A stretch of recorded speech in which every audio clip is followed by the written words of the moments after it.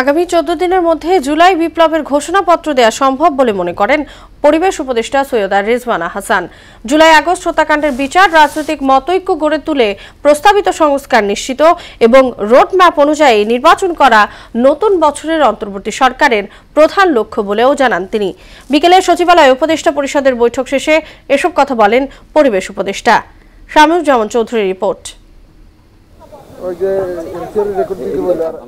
উপদেষ্টা পরিষদের বৈঠক শেষে সচিবালয়ে সাংবাদিকদের সঙ্গে কথা বলেন পরিবেশ উপদেষ্টা সৈয়দা রিজওয়ানা হাসান। এ সময় সাধারণ কর্মকাণ্ড, আইন শৃঙ্খলা পরিস্থিতি ও নিত্যপণ্যের দাম নিয়ন্ত্রণ সরকারের নতুন বছরের অগ্রাধিকার বলে জানান তিনি। নতুন বছরে অন্তর্বর্তীকালীন সরকারের প্রাধান্য তো অবশ্যই হবে। আগে যেটা বলেছি তিনটা, একটা হচ্ছে বিচার নিশ্চিত করা এই জুলাই আগস্টে হত্যাকাণ্ড এবং যে বর্বরতা চলেছে তার। দ্বিতীয় হচ্ছে যে সমস্ত সংস্কার করার প্রস্তাবনাগুলো আসবে সেগুলোর ব্যাপারে রাজনৈতিক মতৈক্য গড়ে সেই সংস্কারগুলো করা। আরেকটা হচ্ছে আমাদের নির্বাচনের একটা ক্লিয়ার রোডম্যাপ ডেভেলপ করা।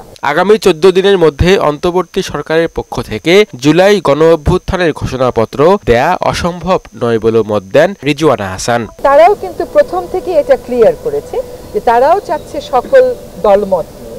যে সময় থেকে যে সময়ের মধ্যে চাওয়া হয়েছে আমাদের হাতে যথেষ্ট পরিমাণ সময় ছিল না একটা ঐক্যমতে পৌঁছানো। সেজন্যই আমি মনে করি যে 14 দিনের মধ্যে আমরা অবশ্যই বিষয়টা ইতিবাচকভাবে দেখব। এটা অসম্ভব কোনো কিছু।